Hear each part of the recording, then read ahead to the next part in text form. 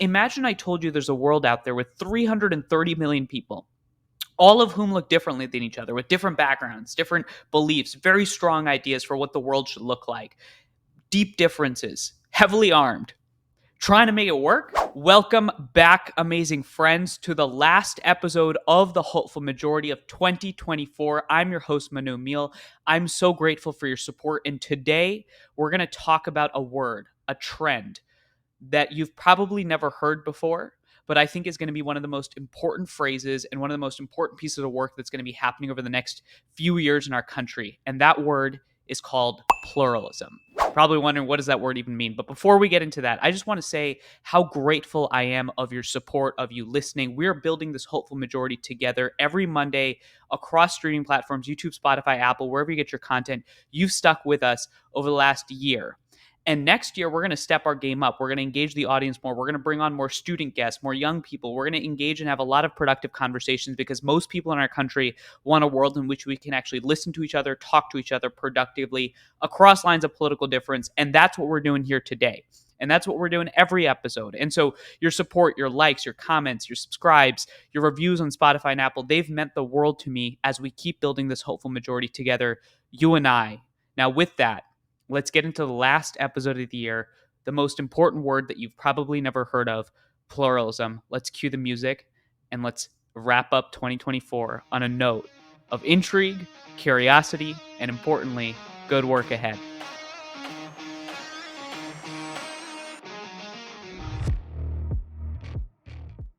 Pluralism, a word that you probably have never heard of in 2024, and yet a word that I think is going to define the most important work happening across the country over the next few years. Now, you're probably wondering, what actually is this word pluralism, Manu? What does that mean? I don't even, that sounds like some weird phrase that comes out of nowhere. I don't know what that means. It sounds kind of like word salad. It kind of sounds kind of academic-y.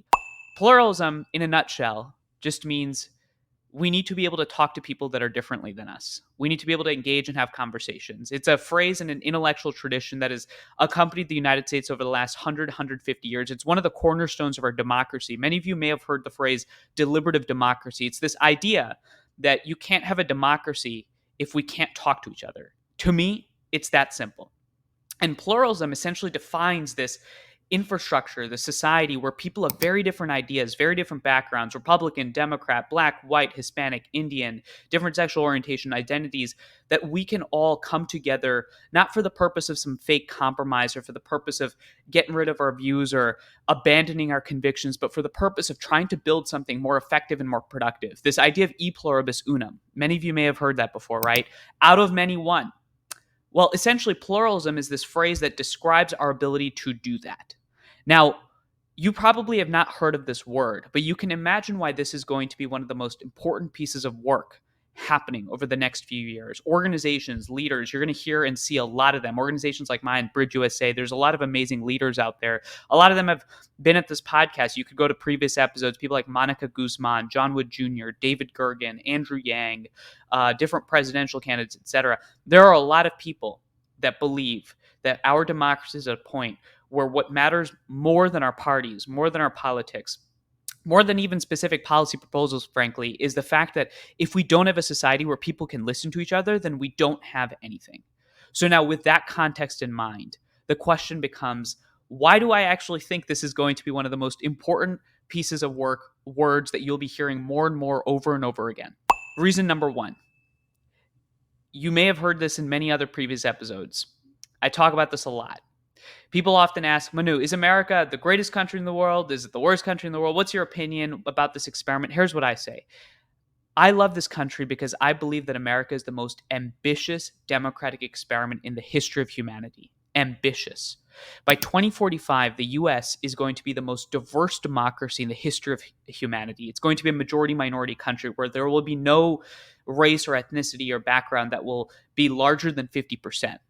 Why is that significant? For thousands of years, if you look at human history, we as people have been mired in tribal and identitarian conflict where people of different backgrounds meet difference not with words, but with the spear. This notion that we are going to resolute and resolve our differences by actually having conversations is just freaking ambitious. It flies in the face of thousands of years of human history, human nature, human condition. This notion of tribalism, this idea that we separate into tribes, the polarized moment you're seeing today. In fact, I think it's natural. I think that's actually how politics have operated. And what Bridge USA, what this podcast, what this phrase pluralism is trying to do is let's actually try to redefine history. Because imagine I told you there's a world out there with 330 million people, all of whom look differently than each other, with different backgrounds, different beliefs, very strong ideas for what the world should look like, deep differences, heavily armed, trying to make it work. That is insane to think about. If you were a betting person and you lived outside of the US or outside of Earth and you were, let's say, one of Elon's space colonies in Mars, and you would look down on Earth and you heard about this thing called America, you would probably bet against it every time. Why? Because this idea that people of very different backgrounds, especially when they're incredibly divided, figure a way out to realize the tenet of e pluribus unum is freaking ambitious. It inspires me. It inspires thousands of young people across this country. In fact, dialogue, talking to people, I think over the last 7-8 years has been defined as this kumbaya activity that people do when they just hold their hands together and they sing a dance and they just forget about their differences and they stare off into the distance. But what real people do, what real activists, what real politicians, what real leaders do is they stand up for their beliefs, that they win at all costs. It's at the expense of the people, especially that disagree with them. Here's the problem in that reality. The problem in that reality is it precludes the possibility that by putting a lot of different ideas together, you can actually create something different. And that's what pluralism is trying to do. I think that it is the most important work if we are to realize this most ambitious experiment. You with me? Right? It's this idea. We've talked about this on many episodes. Whether you think about social media, you think about the media ecosystem, you think about our political incentive structures, you think about the various things that lever and affect our politics. The fact is that the most basic unit of our democracy is people, us, you and I. And if people can't trust each other, have faith that their fellow citizen or American has similar values or beliefs, if they feel like we're all in it for ourselves or for our own sides, that the other side is a bunch of sellouts, this experiment has very little chance of succeeding. So here's point number 2. There's a ton of hope in the current moment, especially after this election. Say, if you're a Trump supporter, you're like, what are you talking about? We won. It's all way forward. Or if you're a Democrat, you're saying, President Trump just won. I mean, this is probably the end of our democracy, right? What are you talking about? There's hope. Here's the thing. This semester, this fall, our student leaders from across the country, Bridge USA chapter leaders on college campuses, high schools, all over the place, we engaged, I'll tell you, 11,300 students in events across our chapters. To put that number into perspective, that is more than the total amount of students we engaged in the academic year of 2023 to 2024, over 2 semesters. The demand for people to have conversations, the demand for people to listen to each other, the demand for this idea that the current moment is honestly so toxic and BS, it's a way of the past, but we got to build something more hopeful, more effective. This idea that, frankly, polarization, this outrage industrial complex, I'm sure if you've listened to the show, you've heard me say that phrase before, this idea that outrage sells and nuance doesn't, because if you want more followers, you want more traction, you go and say crazy shit, right? People are tired of that. People see through that. I think people realize that when the people out there are trying to polarize us and divide us, they're just playing on each other's fears. They're just playing us.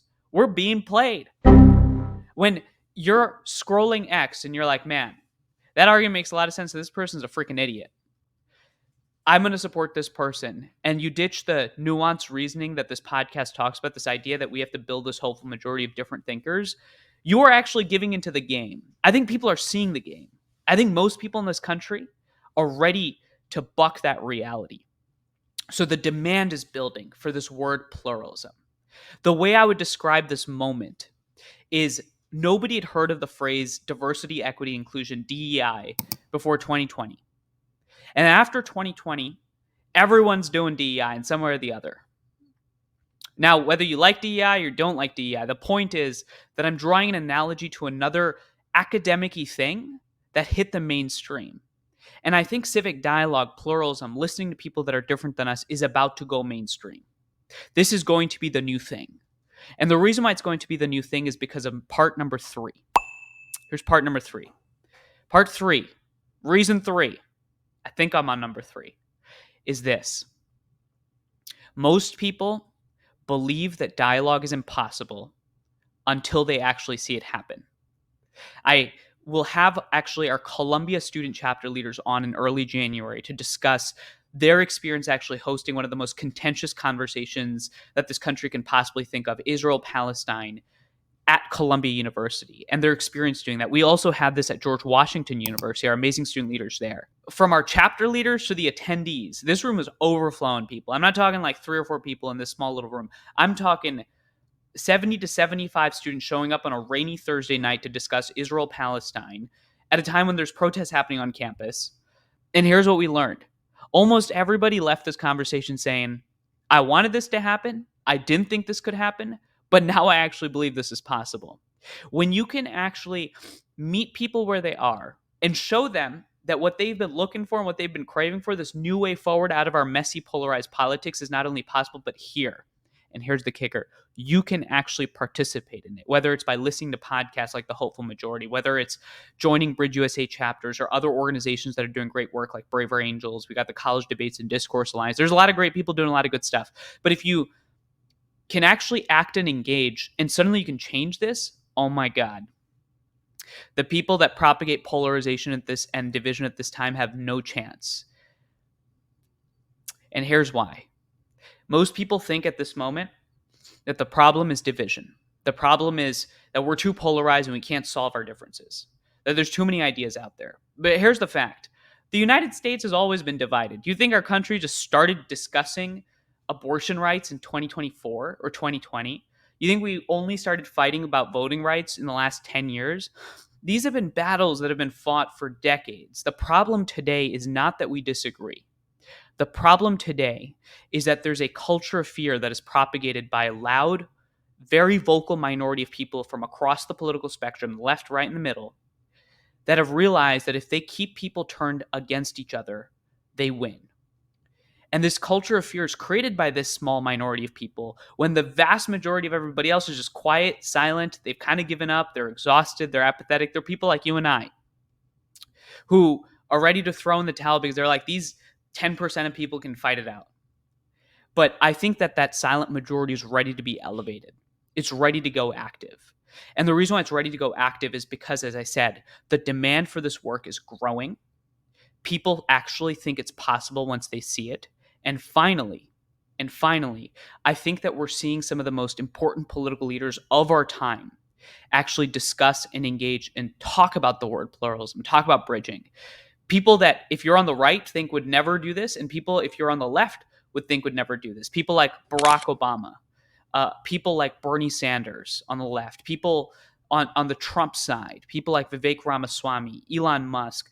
I think a lot of these folks are generally focused on building a society where you can actually resolve our differences. They talk about it in different ways. They have different phrases. They have different methodologies about it. They have different affects and ethoses. But I think there's a growing majority of people that are defined not by the right-left divide, but by the divide of being open-minded versus closed-minded, by the divide of being whether you want to listen to people that are different than you or to shut people out, whether you want to trust people that are different than you or we think that we associate the worst characters of the other side to everybody on the other side.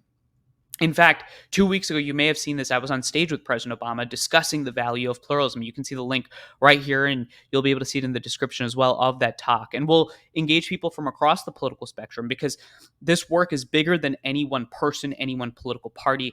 Pluralism, democracy, this notion that we have to be able to talk to people is not a Republican concept. It's not a Democratic concept. It is an American concept. And we're going to absolutely surge the demand over the next few years. So the reason why I'm leaving you with this is because as the listeners of the Hopeful Majority, we got to know the trends out there. We got to know what's going on.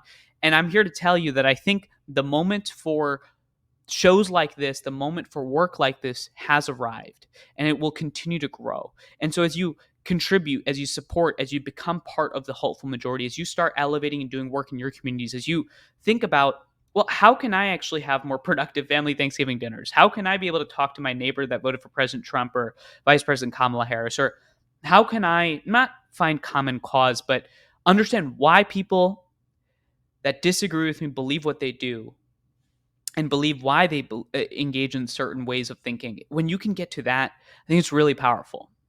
So I want to leave you with this notion of pluralism, because the way that DEI took over the country in 2020 and became a part of every institution, I think what's going to happen is people are going to start placing more value on constructive dialogue in the skill set. But the challenge becomes whether or not we can actually scale and meet that demand, whether or not we can rally people around this notion of being able to have conversations. So as you go off into the holidays, as you rest, relax, hopefully spend time with loved ones, as you plug away from podcasts, hopefully, I certainly will. I want you to know that if you are sitting there thinking and listening to the show and you're saying, man, I just wish more people believed in the necessity to have civic dialogue and conversations, I want you to know that that time has arrived. I am so, so, so grateful for your support. I can't believe 2024 is over. In some ways, I'm kind of happy it's over because the opportunity is there for 2025 and the years on.